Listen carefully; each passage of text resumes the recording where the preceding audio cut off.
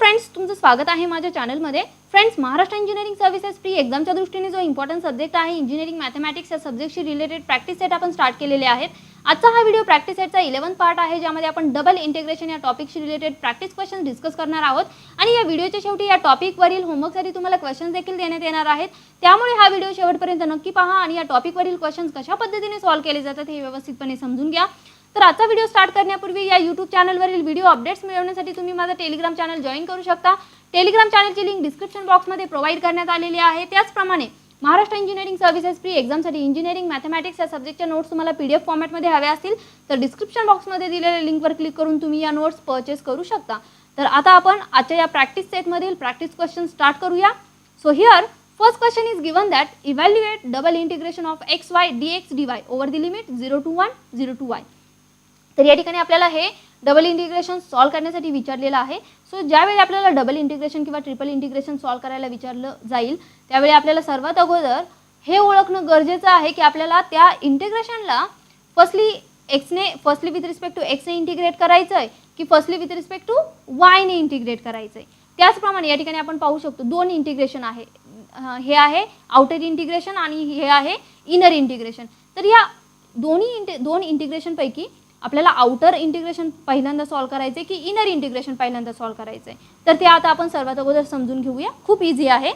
So या ठिकाणी आपण पाहू शकतो या ठिकाणी हे जे काही इनर इंटिग्रेशन आहे या इनर इंटिग्रलचे लिमिट्स कशा आहेत, व्हेरिएबलच्या फॉर्ममध्ये आहेत आणि ते लिमिट्स काय आहे 0 to y आणि हे लिमिट्स कशा आहेत या ठिकाणी इनर इंटिग्रलचे लिमिट yचे फंक्शन आहे। म्हणजेच या ठिकाणी हे लिमिट कसले असतील x is equal to 0 to x is equal to y। Okay, तर या ठिकाणी आपण पाहू शकतो इनर इंटिग्रलचे जे लिमिट्स आहेत ते कसे आहेत 0 टू y आहे आणि या ठिकाणी व्हेरिएबलच्या फॉर्ममध्ये हे लिमिट आहे। व्हेरिएबल काय आहे yचं फंक्शन आहे, म्हणजेच आपण याला काय म्हणू शकतो x is equal to 0 to x is equal to y। म्हणजेच आपल्याला या ठिकाणी या इनर इंटिग्रलमध्ये काय माहीत आहे x चे लिमिट माहीत आहे आणि आउटर इंटिग्रल काय आहे, आउटर इंटिग्रलचे लिमिट्स आहेत कॉन्स्टंट 0 to 1 कॉन्स्टंट आहे। सो कॉन्स्टंट इंटिग्रेशन आपल्याला नंतर सॉल्व करायचं आहे। ज्यावेळी आपण इनर इंटिग्रल या ठिकाणी आपल्याला सर्वात अगोदर इनर इंटिग्रल सॉल्व करावं लागेल बिकॉज इनर इंटिग्रलचे जे लिमिट्स आहेत ते व्हेरिएबलच्या फॉर्ममध्ये देण्यात आलेले आहेत। सो इनर इंटिग्रल आपण सर्वात अगोदर सॉल्व करणार आणि या ठिकाणी इनर इंटिग्रलचे जे लिमिट्स आहेत ते yचे फंक्शन आहेत, म्हणजेच x is equal to 0 x is equal to y आहे। म्हणजेच आता आपल्याला या ठिकाणी हे जे इनर इंटिग्रल आहे या इनर इंटिग्रलला पहिल्यांदा सॉल्व करायचं आहे विथ रिस्पेक्ट टू कशाने, विथ रिस्पेक्ट टू x ने सॉल्व करायचं आहे keeping y as a constant. Okay, y ला या ठिकाणी कॉन्स्टंट ट्रीट करायचं आहे आणि या ठिकाणी इनर इंटिग्रलला firstly with respect to x ने इंटिग्रेट करायचं आहे बिकॉज आपल्याला या ठिकाणी x चे लिमिट्स माहीत आहे in the function of y। Okay, so या ठिकाणी आपण या डबल इंटिग्रेशनला अशा पद्धतीने लिहू शकतो I is equal to integration from 0 to 1। आता आपण या ठिकाणी इनर इंटिग्रल सॉल्व करणार आहोत विथ रिस्पेक्ट टू x ने keeping y as constant. So y ला आपण या ठिकाणी ब्रॅकेटच्या बाहेर घेऊया। ब्रॅकेटमध्ये काय होईल integration from 0 to y x into dx dy। म्हणजेच आपण firstly with respect to x ने इंटिग्रेट करणार x ला, त्यानंतर या ठिकाणी विथ रिस्पेक्ट टू y ने इंटिग्रेट करणार। Okay, so it is equal to integration from 0 to 1 y into या ठिकाणी x ला विथ रिस्पेक्ट टू x ने इंटिग्रेट केलं तर आपला आन्सर काय होईल x square divided by 2 limits from 0 to y dy it is equal to. तर आता या ठिकाणी आपल्याला लिमिट्स पुट करायचे आहेत upper limit minus lower limit. So it is equal to integration from 0 to 1 y into या ठिकाणी 1/2 आपण या ठिकाणी बाहेर घेऊ शकतो बिकॉज इट इज कॉन्स्टंट किंवा ॲज इट इज देखील आपण सॉल्व करू शकतो। तर या ठिकाणी मी कॉमन बाहेर घेतलेला आहे ब्रॅकेटच्या बाहेर। So integration from 0 to 1 y या ठिकाणी x स्क्वेअर एक्सच्या जागी आपल्याला लिमिट्स पुट करायचे आहे। Upper limit is y, so y square minus lower limit is 0 y square minus 0 it is equal to या ठिकाणी काय होईल it is equal to 1/2 integration from 0 to 1 y into y square काय होईल y cube या ठिकाणी dy। आता आपल्याला हे जे काही इंटिग्रेशन आहे याला विथ रिस्पेक्ट टू y ने इंटिग्रेट करायचं आहे। Okay, so it is equal to 1/2 या ठिकाणी वाय क्यूबचं इंटिग्रेशन काय होईल with respect to y, this is y raise to 4 divided by 4 from limit 0 to 1 it is equal to 1/4 या ठिकाणी बाहेर घेतलं तर काय होईल 1/2 इंटू 1/4 इंटू या ठिकाणी आपल्याला काय करायचं आहे लिमिट्स पुट करायचे आहेत, upper limit minus lower limit. So या ठिकाणी वायची व्हॅल्यू 1 पुट केली, 1/4 इज 1 मायनस 0/4 इज 0. सो या ठिकाणी 1/2 इंटू 1/4 इंटू 1 या ठिकाणी काय होईल 1/8 म्हणजेच आपल्याला या ठिकाणी इंटिग्रेशन काय मिळालेलं आहे 1/8. हे झालं आपलं डबल इंटिग्रेशनचं आन्सर. ओके, सो अशा पद्धतीने आपल्याला ज्यावेळी एक लिमिट एका इंटिग्रेशनचं लिमिट कॉन्स्टंट देण्यात आलेलं असतं, एका इंटिग्रेशनचं लिमिट या ठिकाणी व्हेरिएबलच्या फॉर्ममध्ये देण्यात आलेलं असतं, त्यावेळी अशा पद्धतीने सोल्युशन फाइंड आउट करायचं असतं. ओके, सो सपोज या ठिकाणी जर आपल्याला अशा पद्धतीने देण्यात आलेलं असतं, याच्या अपोजिट कंडिशन असती. सो सपोज या ठिकाणी आपल्याला integration from 0 to 1, integration from 0 to x y dx dy असा क्वेश्चन विचारण्यात आलेला असता. तर या ठिकाणी आपण पाहू शकतो इनर इंटिग्रल काय आहे व्हेरिएबलच्या फॉर्ममध्ये आहे आणि हा व्हेरिएबल काय आहे एक्सचं फंक्शन आहे. म्हणजेच या ठिकाणी लिमिट्स काय असणार आहे, या ठिकाणी इनर लिमिट्स कशाचे असणार आहे y is equal to 0 to y is equal to x असणार आहे. म्हणजेच आपल्याला या इंटिग्रलला काय करायचं आहे, firstly with respect to y ने इंटिग्रेट करावं लागणार आहे. सो या ठिकाणी काय होईल i is equal to 0 to 1 into या ठिकाणी एक्सला आपल्याला काय करायचं आहे कॉन्स्टंट ट्रीट करायचं आहे. सो त्याला ब्रॅकेटच्या बाहेर घेतला. So integration from 0 to x y dy dx. तर अशा पद्धतीने आपल्याला हे इंटिग्रेशन सॉल्व करावं लागलं असतं. पुढची प्रोसेस जी आहे ती खूप सिंपल आहे, फक्त आपल्याला फर्स्टली विथ रिस्पेक्ट टू एक्सने इंटिग्रेट करायचं आहे की वायने इंटिग्रेट करायचं आहे, इनर इंटिग्रल सॉल्व करायचे पहिल्यांदा की आउटर इंटिग्रल सॉल्व करायचे, हे समजलं की पुढची प्रोसिजर खूप सोपी आहे. ओके, आता आपण नेक्स्ट क्वेश्चन पाहूया.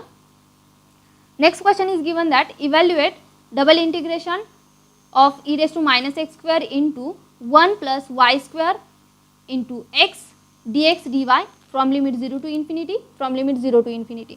तर या ठिकाणी आपण फर्स्ट क्वेश्चनमध्ये काय पाहिलेलं, एका इंटिग्रलचे जे लिमिट्स आहेत ते कॉन्स्टंट होते आणि एका इंटिग्रलचे लिमिट्स कसे होते व्हेरिएबलच्या फॉर्ममध्ये होते.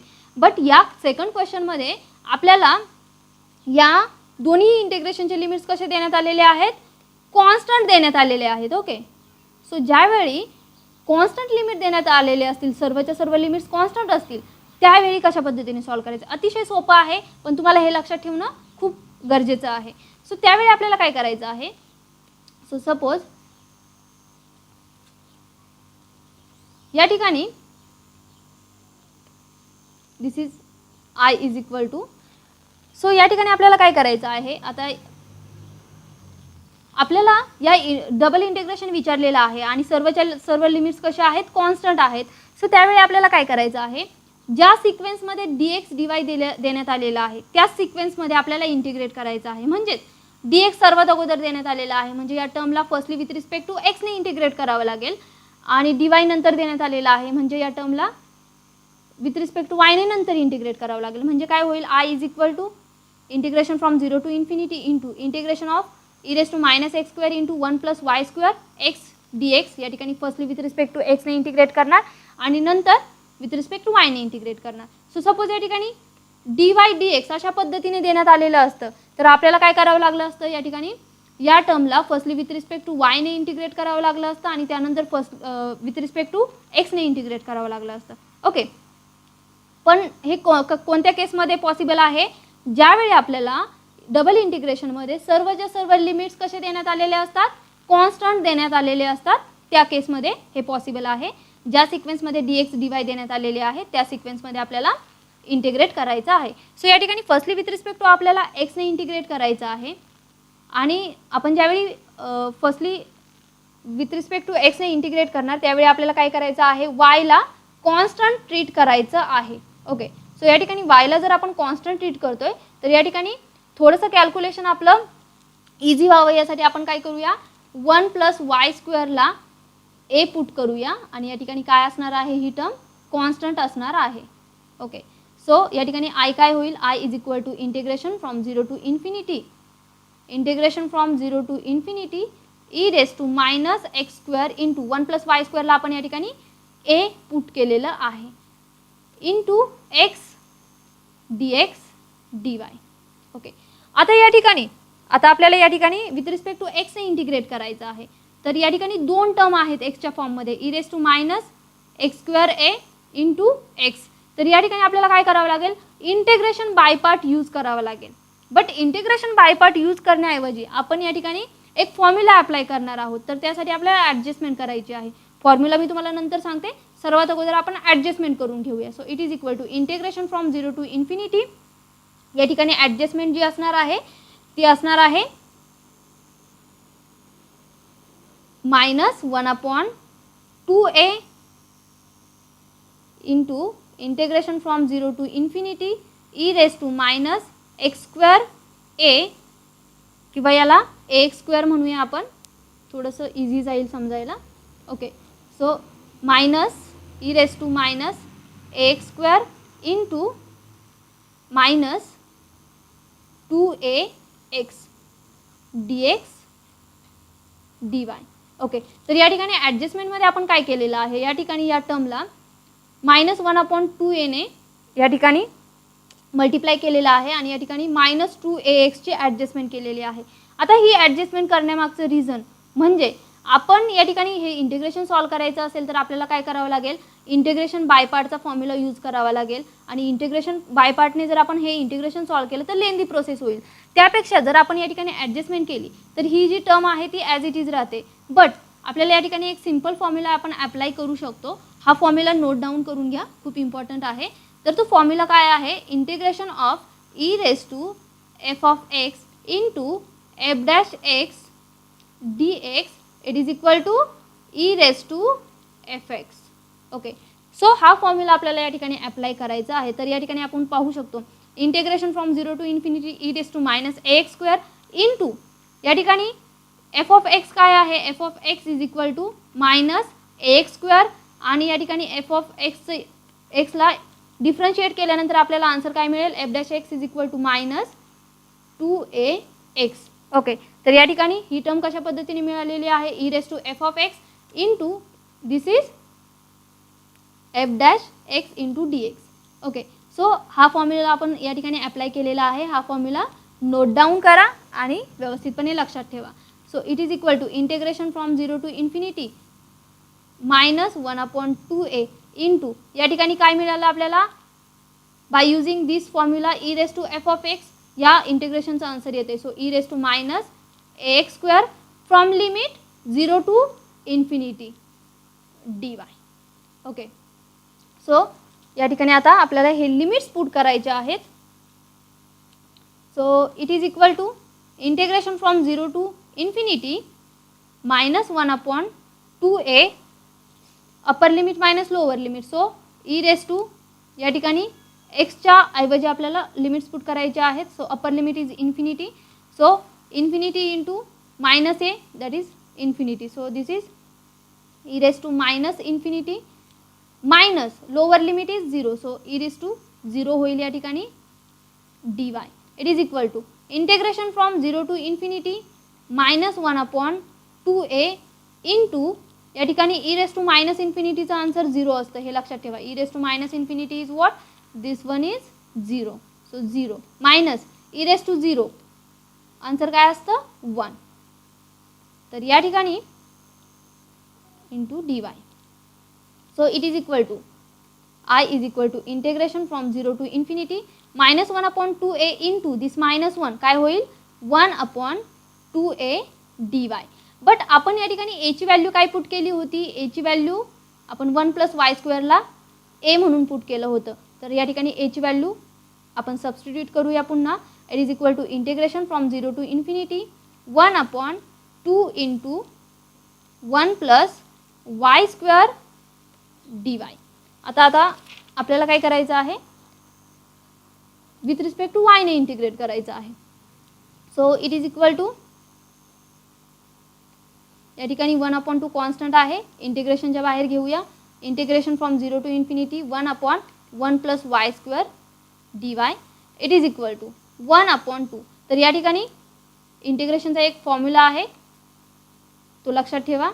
Integration of 1/1 + x square dx it is equal to tan inverse x. Okay, हा इंटिग्रेशनचा इम्पॉर्टंट फॉर्म्युला आहे. इंटिग्रेशनचे सर्व फॉर्म्युले मी नोट्समध्ये दिलेले आहेत, सो तुम्ही नोट्स रेफर करू शकता.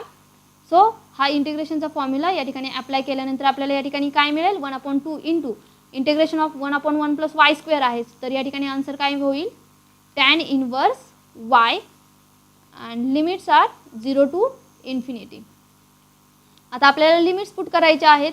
So 1/2 into tan inverse upper limit is infinity minus lower limit is 0. So tan inverse infinity minus tan inverse 0 it is equal to 1/2 into या ठिकाणी tan इनवर्स इन्फिनिटीचं जे आन्सर असतं दिस इज π/2 आणि tan inverse 0चं answer असतं 0.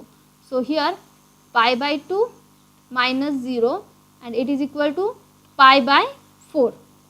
Okay, तर आपल्या या ठिकाणी इंटिग्रेशनचा आन्सर काय आलेला आहे, डबल इंटिग्रेशनचा आन्सर आलेला आहे I is equal to π/4. Okay, now next question is given that evaluate double integration of root of xy into 1 minus x minus y dx dy over the region R where R is the area bounded by x is equal to 0, y is equal to 0 and x plus y is equal to 1. आता या क्वेश्चनमध्ये first 2 क्वेश्चनमध्ये आपण पाहिलं की आपल्याला limits provide करण्यात आलेले होते, but या क्वेश्चनमध्ये आपल्याला लिमिट्स देण्यात आलेले नाही आहेत, बट आपल्याला जो काही रिजन देण्यात आलेला आहे त्या रिजनच्या कंडिशन देण्यात आलेल्या आहेत. सो ज्यावेळी आपल्याला लिमिट्स प्रोव्हाइड केलेले नसतात त्यावेळी आपल्याला काय करावं लागतं, रिजनच्या कंडिशन देण्यात आलेले असतात. सो दिलेल्या कंडिशननुसार आपल्याला तो रिजन जो आहे तो ड्रॉ करायचा आहे आणि तो त्या रिजनवरून आपल्याला व्हर्टिकल किंवा हॉरिझॉन्टल स्ट्रीप इमॅजिन करायची आहे आणि त्यावरून आपल्याला त्या इंटिग्रेशनचे लिमिट्स फाइंड आउट करायचे आहे किंवा त्या रिजनचे जे लिमिट्स आहेत ते फाइंड आउट करायचे आहे. तर सर्वात अगोदर आपण काय करूया, आता आपल्याला लिमिट्स माहीत नाही आहे, आपल्याला रिजनच्या कंडिशन देण्यात आलेल्या आहेत, तर त्या कंडिशननुसार आपल्याला या ठिकाणी रिजन ड्रॉ करायचा आहे. ओके, सो आता आपण रिजन ड्रॉ करूया. त्यासाठी आपल्याला सर्व इक्वेशन जे आहेत इक्वेशनचा सेट माहीत असणं गरजेचं आहे आणि नोट्समध्ये हे सर्व व्यवस्थितपणे मी दिलेलं आहे. ओके, तर आता या ठिकाणी एक्स आणि वाय ॲक्सिसवर आपण यांना हा रिजन जो आहे तो शो करणार आहोत. Okay, this is x axis, this is y axis. X ॲक्सिसचं जे इक्वेशन असतं तर ते काय असतं, y इज इक्वल टू 0 आणि वाय ॲक्सिसचं इक्वेशन काय असतं, x is equal to 0. Okay, so आपल्याला x इज इक्वल टू 0 म्हणजे काय देण्यात आलेलं आहे, y axis. y is equal to 0 म्हणजे काय आहे, एक्स ॲक्सिस.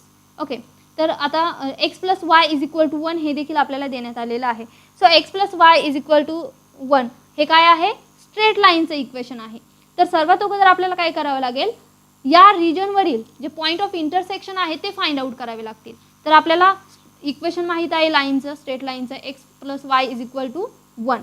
सो सपोज आपण x is equal to 0 put केला तर या ठिकाणी वायची व्हॅल्यू काय होईल, वाय इज इक्वल टू 1 आणि या ठिकाणी y is equal to 0 put केलं तर एक्सची व्हॅल्यू काय मिळेल आपल्याला, वाय 0 पुट केल्यानंतर एक्सची व्हॅल्यू मिळेल 1.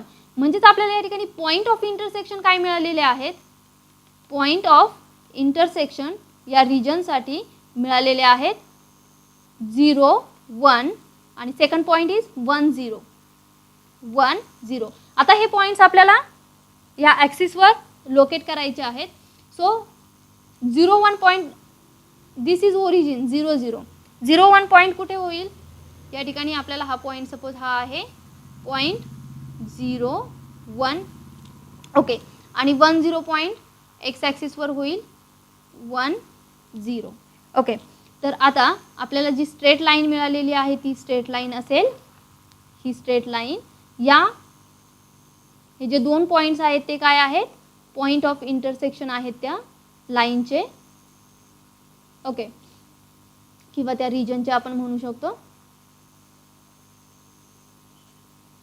तर ही जी लाईन आहे ती लाईन कोणती आहे, तर ती लाईन आहे, ही जी लाईन आहे ती आहे x plus y is equal to 1. हे या स्ट्रेट लाईनचं इक्वेशन आहे. तर आता या ठिकाणी जो काही रिजन आहे, रिजन काय आहे, region is bounded by this x is equal to 0, y is equal to 0 and this straight line x plus y is equal to 1. म्हणजेच आपल्याला या ठिकाणी हा जो रिजन आहे, आता मी या ठिकाणी पिंक कलर जो टाकलेला आहे या ठिकाणी, तर हा जो रिजन आहे या रिजनचा आपल्याला एरिया फाइंड आउट करायचा आहे. ओके, डबल इंटिग्रेशनचा यूज कशासाठी केला जातो? एरिया फाइंड आउट करण्यासाठी केला जातो. तर या रिजनचा आपल्याला एरिया फाइंड आउट करायचा आहे. तर आता आपल्याला पॉईंट ऑफ इंटरसेक्शन माहीत झालेला आहे, रिजन माहीत झालेला आहे. आता आपल्याला काय करायचं आहे? व्हर्टिकल स्ट्रीप किंवा हॉरिझॉन्टल स्ट्रीप या ठिकाणी इमॅजिन करायची आहे आणि त्यावरून या ठिकाणी आपण त्या इंटिग्रेशनचे लिमिट्स फाइंड आउट करणार आहोत. सो या ठिकाणी मी नेहमी व्हर्टिकल स्ट्रीप यूज करते, जी मला यूज करणं सोपं जातं. तर या ठिकाणी तुम्ही हॉरिझॉन्टल स्ट्रीप देखील यूज करू शकता. ओके, सो या ठिकाणी मी व्हर्टिकल स्ट्रीप यूज करते.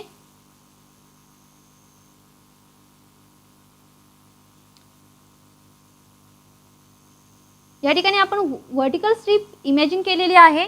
आता या व्हर्टिकल स्ट्रीपवरून आपल्याला काय करायचं आहे?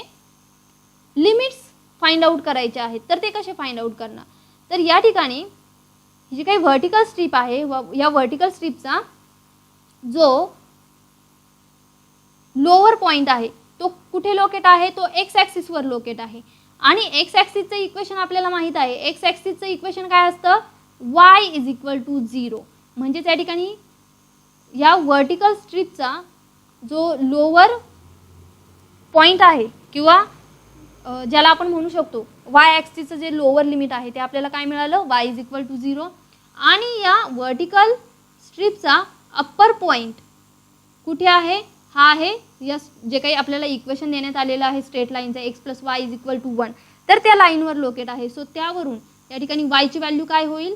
y = 1 - x.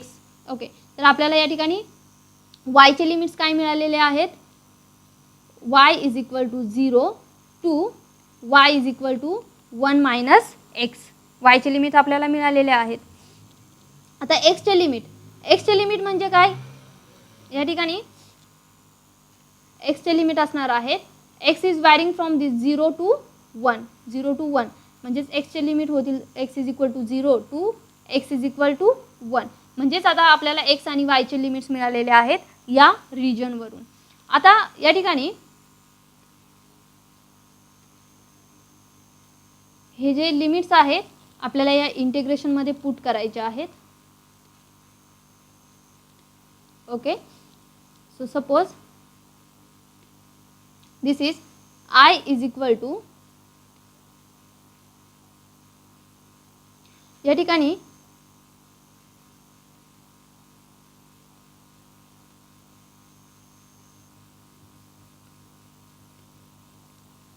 ज्यावेळी आपण व्हर्टिकल स्ट्रीप यूज करतो, ओके, ज्यावेळी आपण व्हर्टिकल स्ट्रीप यूज करतो त्यावेळी लक्षात ठेवा आपण याच्याशी रिलेटेड जे व्हिडिओ लेक्चर घेतलेला आहे त्यामध्ये देखील मी एक्सप्लेन केलेलं आहे. तर ते व्हिडिओ लेक्चर तुम्ही एकदा पुन्हा पहा जेणेकरून तुम्हाला या कन्सेप्ट क्लिअर होतील. ज्यावेळी आपण व्हर्टिकल स्ट्रीप यूज करतो त्यावेळी आपल्याला काय करायचं आहे? Firstly with respect to y ने इंटिग्रेट करायचं आहे आणि त्यानंतर विथ रिस्पेक्ट टू एक्स ने इंटिग्रेट करायचं आहे. ओके, म्हणजे या ठिकाणी आपल्याला काय करावं लागणार आहे?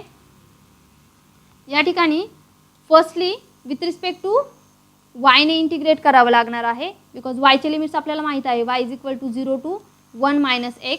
आणि त्यानंतर आपण काय करणार? विथ रिस्पेक्ट टू x ने इंटिग्रेट करणार. x चे लिमिट काय आहेत? 0 टू 1. ओके, सो या ठिकाणी आपण firstly with respect to y ने इंटिग्रेट करणार आणि त्यानंतर त्यानंतर विथ रिस्पेक्ट टू x ने इंटिग्रेट करणार. तर या ठिकाणी व्हर्टिकल स्ट्रीप यूज केलेली आहे म्हणून आपण firstly with respect to y ने इंटिग्रेट करणार.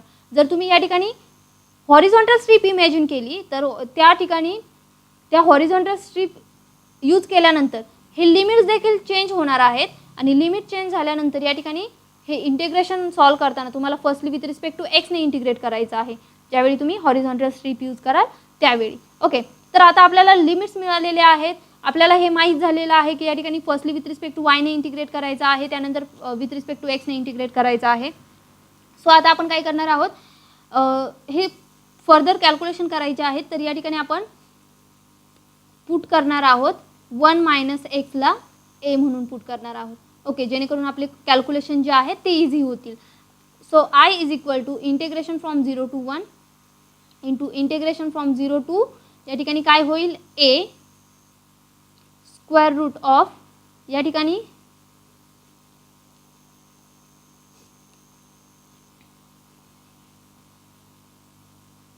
y इंटू 1 मायनस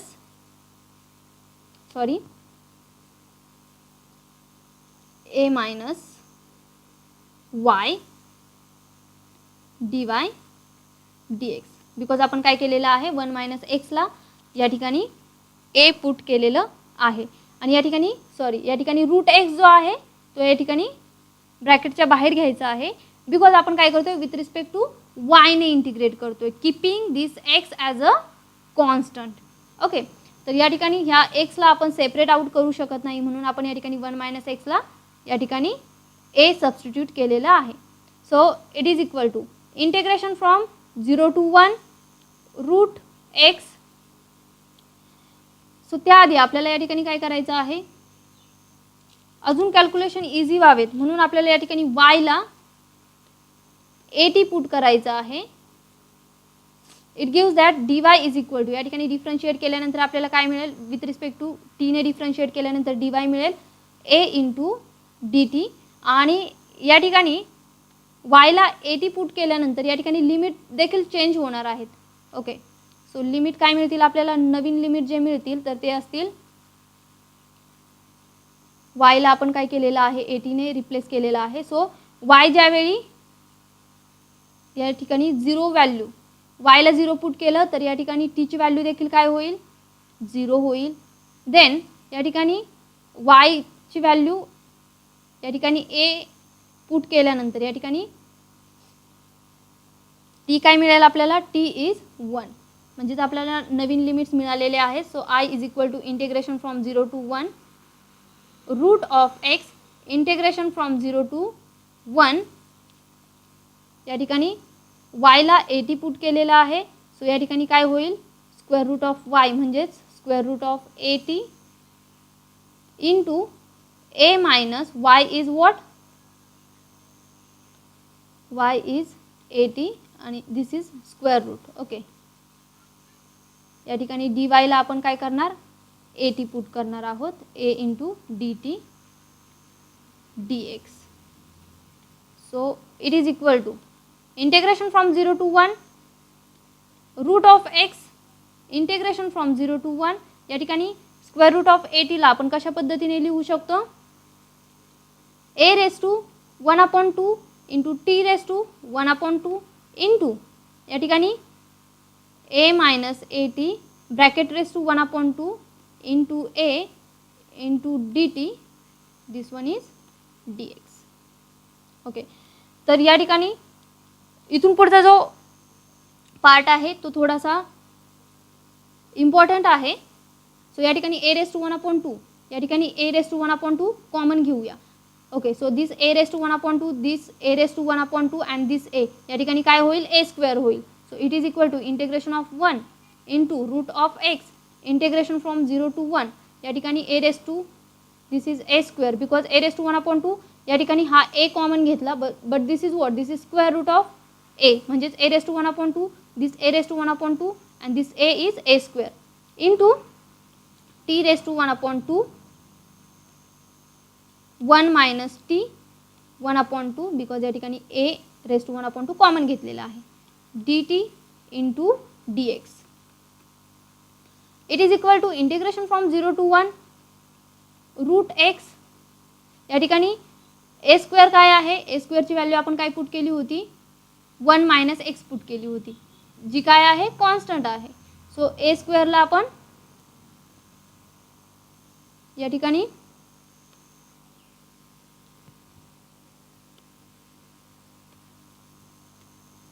इंटिग्रेशनच्या बाहेर घेऊया a square. So integration from 0 to 1 t raise to 1/2 1 minus t bracket raise to 1/2 dt dx.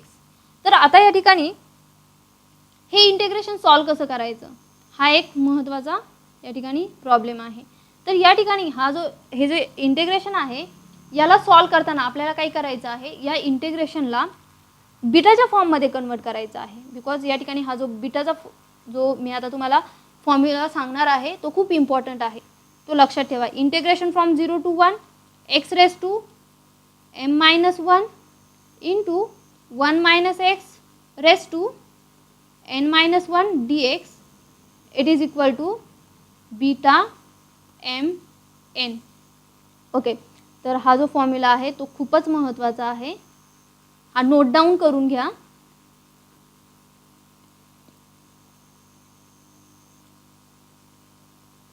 Okay, तर या ठिकाणी काय आहे, बीटा एम एन आहे. ओके,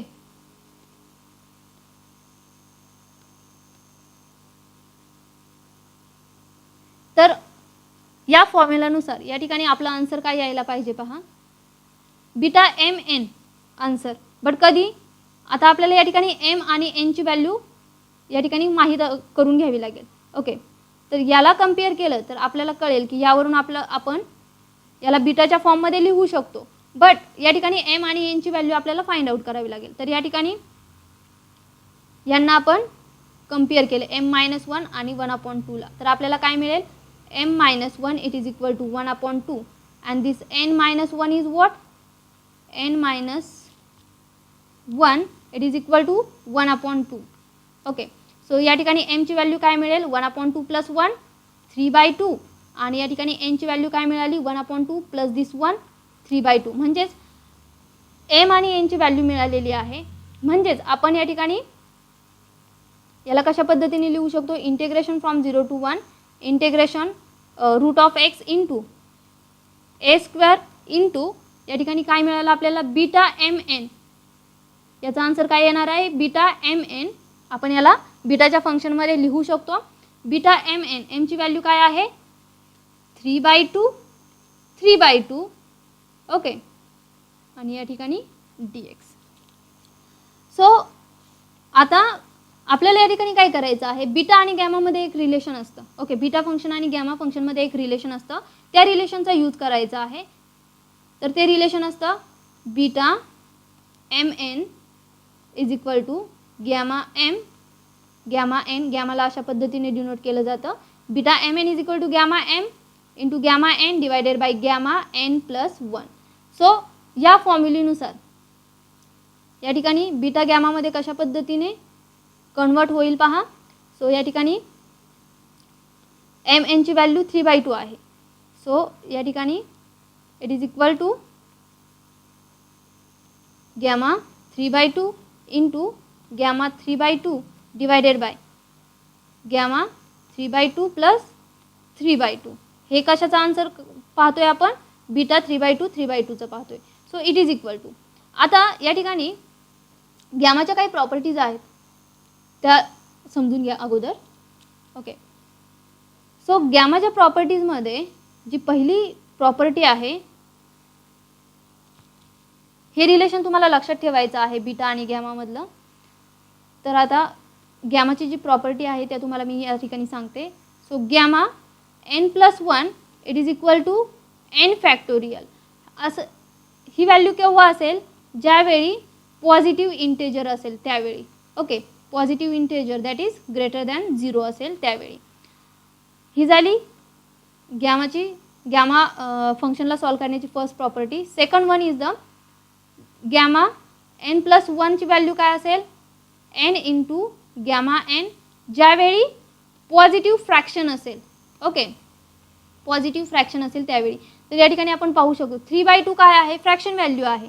ओके, सो या ठिकाणी हा जो सेकंड प्रॉपर्टी आहे ती या ठिकाणी आपल्याला अप्लाय करावी लागणार आहे. सो गॅमा n+1 काय असणार आहे, n इंटू गॅमा एन.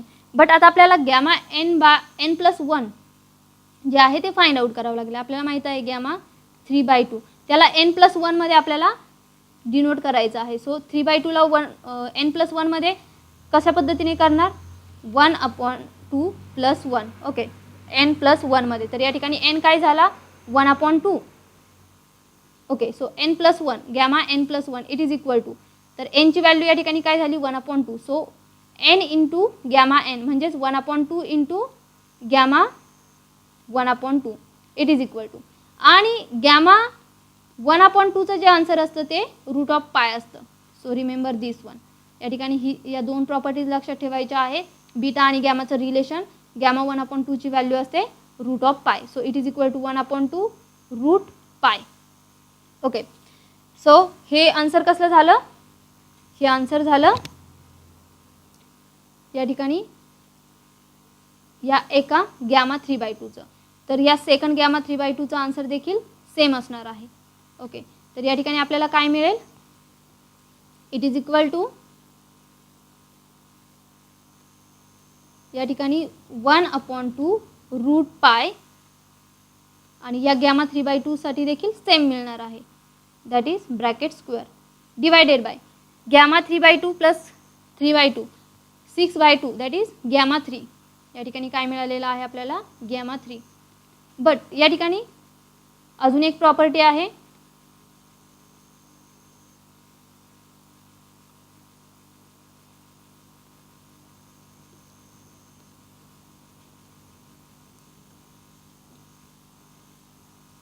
या ठिकाणी गॅमा एन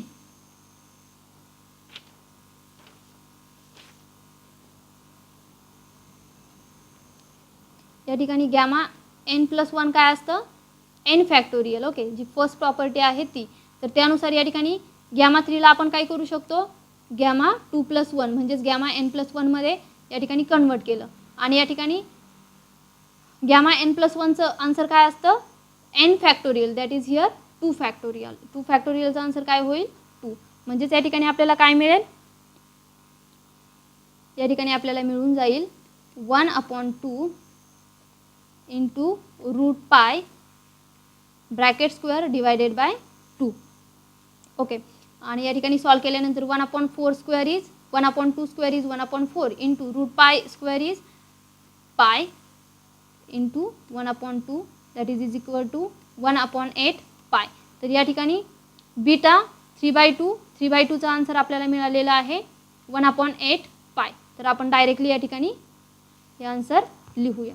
ओके, बीटा आणि गॅमाचे जे फॉर्म्युले आहेत ते तुम्हाला या ठिकाणी माहीत असणं आवश्यक आहे, जेणेकरून आपण लवकरात लवकर या ठिकाणी आन्सर फाइंड आउट करू शकतो. ओके, सो ए स्क्वेअर इंटू या ठिकाणी काय आहे? काय आपण फाइंड आउट केलेलं? π/8. ओके, π/8 dx हे झालं या बीटाचा आन्सर. ओके, नाऊ आता आपल्याला विथ रिस्पेक्ट टू एक्सने इंटिग्रेट करायचं आहे. ओके, तर या ठिकाणी ही जी बीटा फंक्शनची जे इंटिग्रेशनचा फॉर्म्युला आहे तो व्यवस्थितपणे लक्षात ठेवा. Integration of x⁻m - 1 1 - x⁻n - 1 dx from limit 0 to 1 it is equal to beta mn. Okay, आता याला आपल्याला काय करायचं आहे? विथ रिस्पेक्ट टू एक्सने इंटिग्रेट करायचं आहे. पण त्या अगोदर आपण या ठिकाणी एला काय सबस्टिट्यूट केलं होतं? a is equal to 1 - x put केलेलं. Okay, so it is equal to integration from 0 to 1 root x into या ठिकाणी काय होईल? 1 - x bracket square π/8 dx. It is equal to π/8 constant आहे, इंटिग्रेशनच्या बाहेर घेऊया. इंटिग्रेशन फ्रॉम 0 to 1 या ठिकाणी काय होईल? रूट एक्स म्हणजेच याला आपण x⁻1/2 लिहू शकतो into 1 - x bracket square dx. Okay, तर आता या ठिकाणी देखील सेम फॉर्म्युला या ठिकाणी अप्लाय होतोय. हा सेम फॉर्म्युला या ठिकाणी बीटाचा अप्लाय होतोय. तो आपण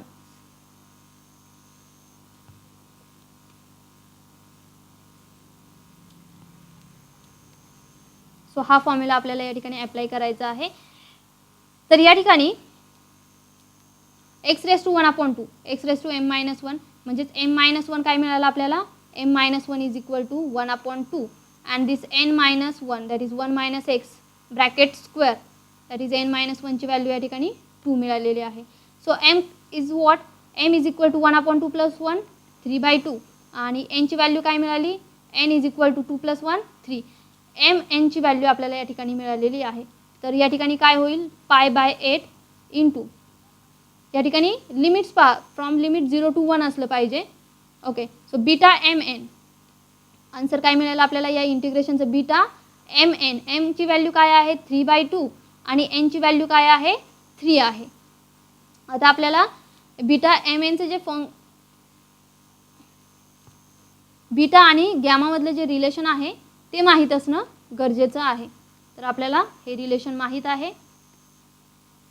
beta m n is equal to what, gamma m into gamma n, it is equal to π/8 into, या ठिकाणी काय होईल, हा बीटा गॅमाच्या फॉर्ममध्ये गॅमा 3/2 इंटू एन काय आहे gamma 3 divided by gamma m plus n, that is gamma 3/2 plus 3. Okay,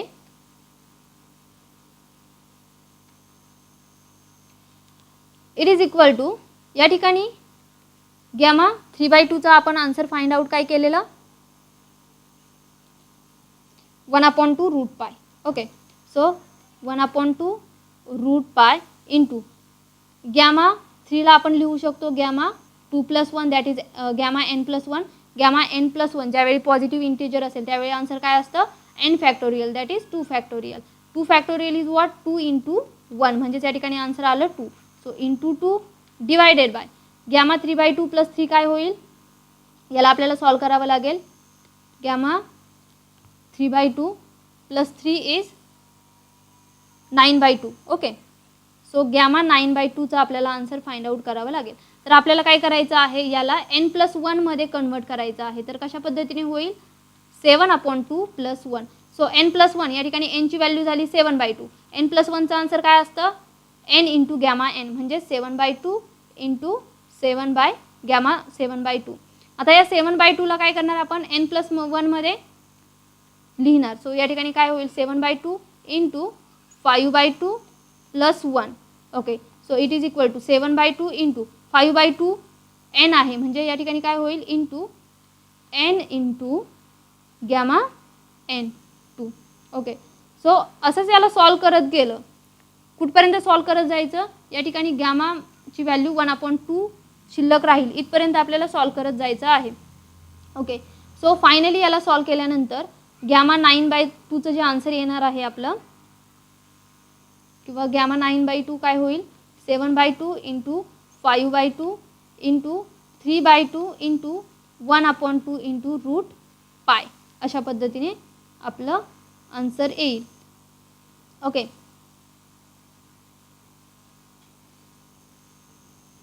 so या ठिकाणी काय होईल आपल्याला काय मिळेल,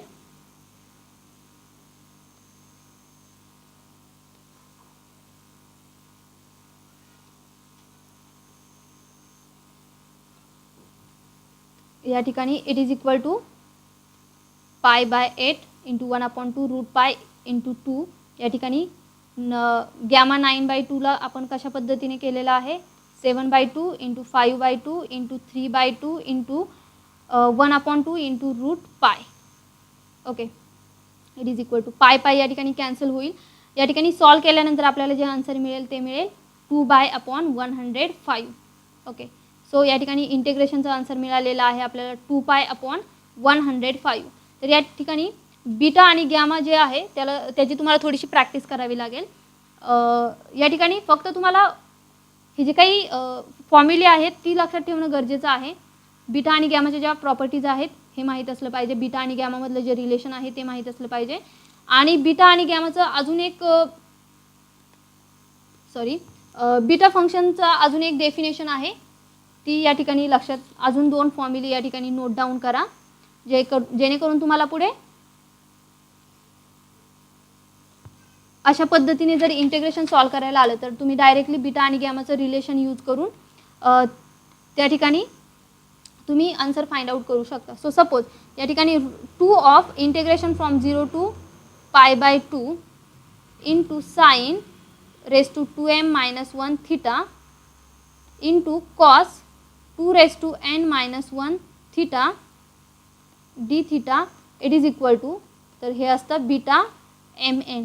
ओके, सो अशा पद्धतीने जर आपल्याला इंटिग्रेशन विचारलं गेलं 2 into integration of 0 to π/2 sine raise to 2m-1 theta cos raise to 2n-1 theta d theta, तर या ठिकाणी आपल्याला माहीत आहे दिस इज बीटा mn. आपल्याला m आणि n च्या व्हॅल्यू कशा पद्धतीने फाइंड आउट करायचे हे मी तुम्हाला आधीच सांगितलेलं आहे. आणि बीटा आणि गॅमामधलं जे रिलेशन आहे ते देखील या ठिकाणी मी तुम्हाला दिलेलं आहे. ओके. आणि अजून एक इम्पॉर्टंट हा झाला सेकंड फॉर्म्युला. आता थर्ड फॉर्म्युला काय आहे पहा. Integration from 0 to infinity x raise to m-1 divided by 1 plus x raise to m plus n dx it is equal to integration from 0 to infinity x raise to n-1 divided by 1 plus x raise to m plus n dx it is equal to beta m n. तर या ठिकाणी बीटाचे हे जे 3 फॉर्म्युले आहेत, this is first formula, this is second formula and this is third formula. हे 3 फॉर्म्युले व्यवस्थित लक्षात ठेवा. जर अशा फॉर्ममध्ये इंटिग्रेशन सॉल्व करायचं असेल तर तुम्ही डायरेक्टली या ठिकाणी बीटा आणि गॅमा फंक्शनचं रिलेशन यूज करून फाइंड आउट करू शकता. तर या ठिकाणी एम आणि एनची व्हॅल्यू मिळाल्यानंतर हे आन्सर काय होईल, बीटा एम एन.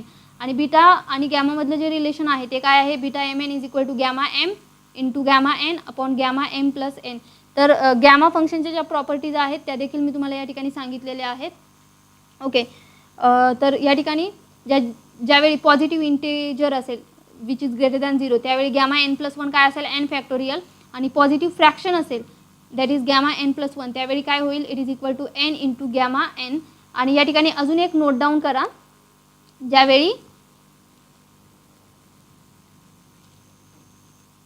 ज्यावेळी निगेटिव्ह फ्रॅक्शन असेल त्यावेळी, सो ज्यावेळी निगेटिव्ह फ्रॅक्शन असेल त्यावेळी गॅमाचा आन्सर काय होईल पहा, gamma n is equal to gamma n plus 1 divided by n. Okay.